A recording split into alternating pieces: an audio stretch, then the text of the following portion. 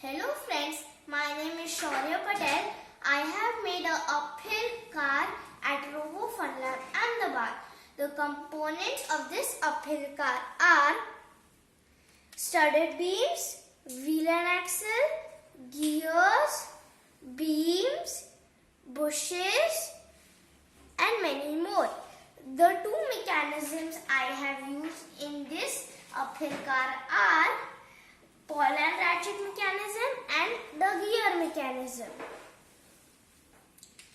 When I put the car on the top of this slope, the car would move freely downwards. But when the car climbs up, it cannot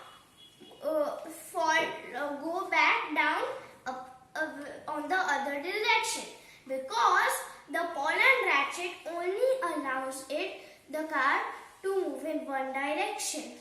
The gear helps the car to move in more speed or lower speed. Now let me show you a demo. First, where the car can move freely,